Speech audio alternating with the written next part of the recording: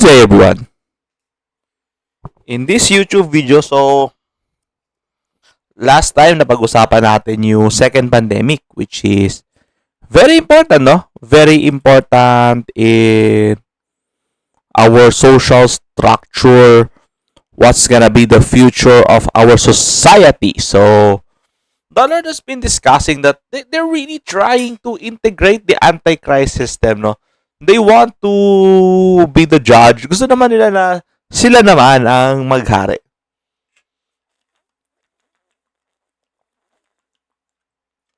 They want to feel temporal, that feel na, ay, ito pala ang pakiramdam ng maging Diyos. So, they like that feeling kasi, I mean, they know from the very beginning that they cannot be God. Hindi nila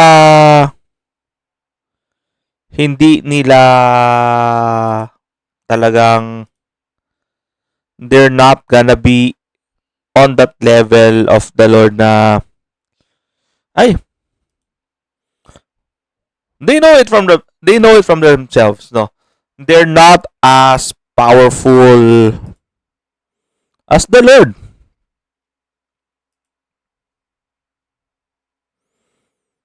So they're very excited, no? They're very excited. So they're very excited onto this reign that they have. But now, pag-usapan naman natin ang very important topic of the day, no? Hindi ko pa to na-address before, but the Lord has been saying, no? Suicide.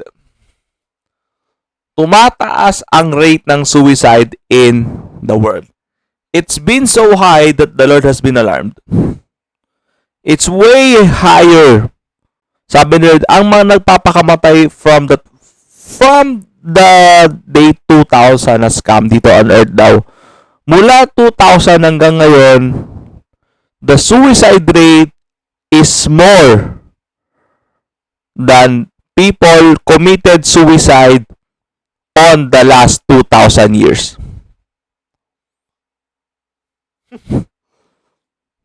That's the Lord has said. Ganon karami ang nagpapakamatay.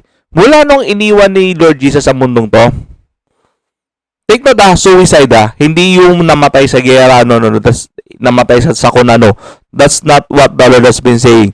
Yung namatay because of suicide has been more. The last 25 years or even 26 years, the Lord has seen more people committing suicide compared to the last 2,000 years.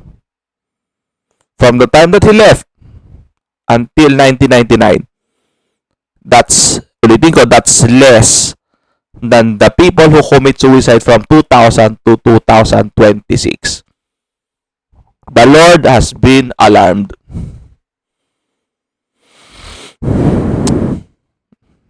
I don't know. I mean, from my perspective, I don't know why. We are so blessed that we are alive. The devil does not have the will to be alive. They infuse their souls with humans so they could experience life. But without humans, the devil is doomed.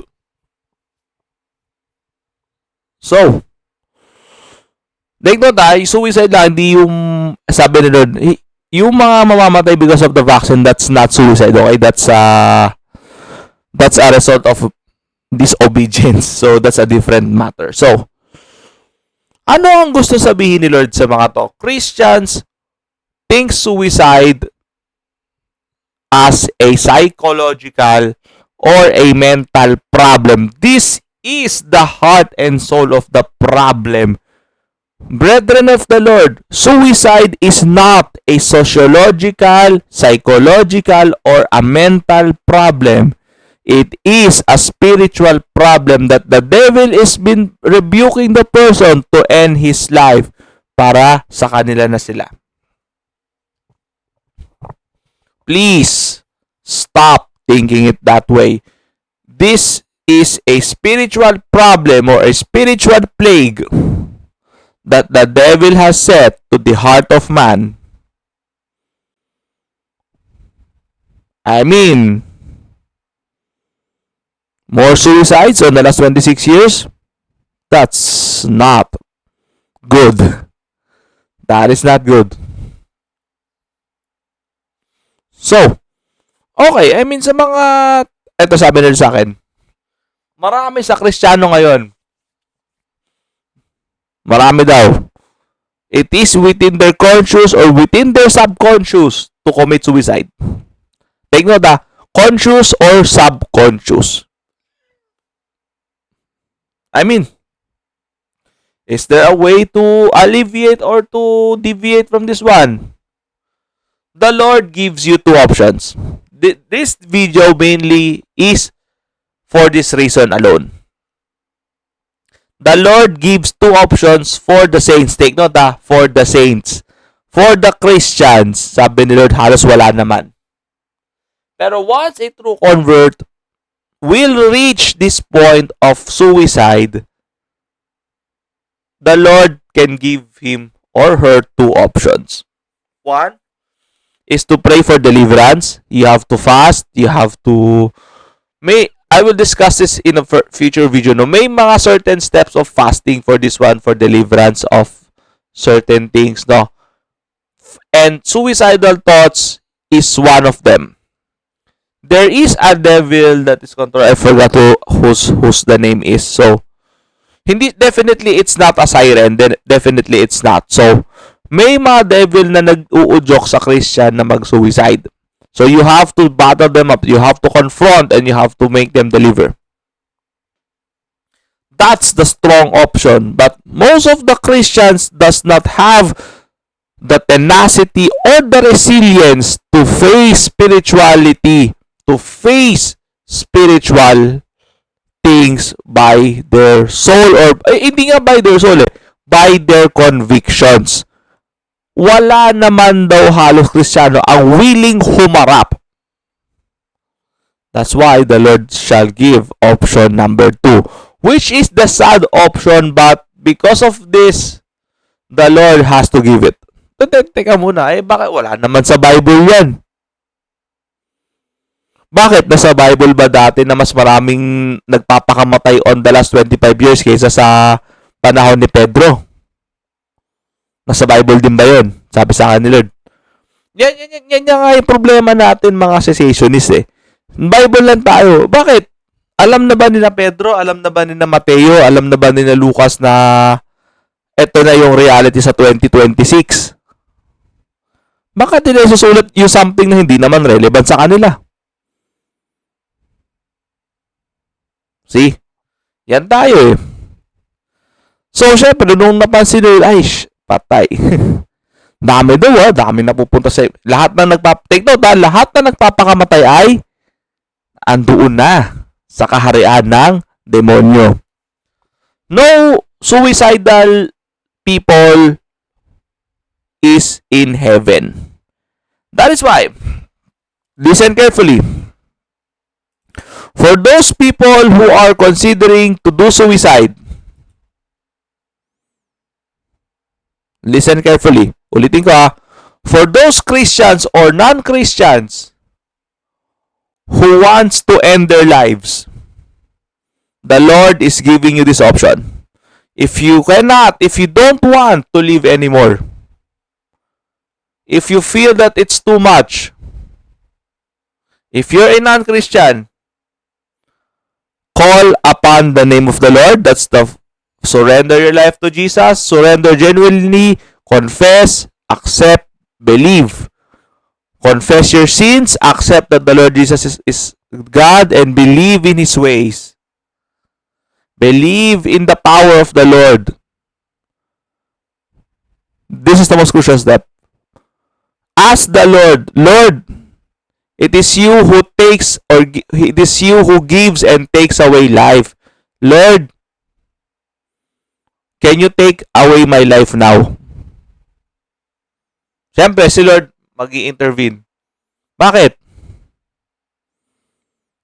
Bakit gusto mo nang tapusin buhay mo? This is, dati sa matatanda lang niya to tinatanong yung mga ganitong tanong, yung mga byuda na wala nang magbabantay. Si Lord na yung nagtatanong nito. Pero ngayon, since the suicidal rate is so high, the Lord has forced this to us into the younger people. Siyempre, magtatanong sir, bakit? Ang bata-bata mo pa. Bakit gusto mo nang tapusin buhay mo? Siyempre, I mean, the devil is already lost in this one. When the Lord takes away the life of the person, when this man or woman is in the Lord, the devil cannot do anything now. Suicide is different than the Lord will take away that life anymore. Iba yun. It's not suicide. It's the Lord's right to take away that life. Lord. Sige, mag-i-intervene ba si Lord? Magko-consider pa siya. The Lord will give consideration, no? Lord, ganito, bakit hindi mo antayin? So, ganyan yan, makikipag-negotiate si Lord. Normally, nagbabago yung isip ng mga tao. Because sabi nga Lord, be transformed by the renewing of your mind. Si Lord is very open. You must be open as well na magbago yung isip mo, magbago yung pasya mo na, baka ganito, you have to look at it. You have to change by the renewing of your mind. Ganyan yan. Lord, sasabihin na Lord sa'yo, ganito, ibahin mo yung pananaw mo sa buhay mo. Ganito. So, bibigyan kanya ng mga ilang buwan. Bibigyan kanya ng... Sabi ni Lord sa akin, pag na-convince mo si Lord, within less than 2 years, kukunin ka na niya. Yes, if the Lord said yes already within 2 years or less, kukunin ka na.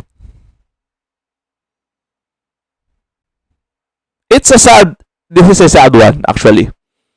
This is a sad one. But the Lord loves His creation so much that He is going to be open on this one.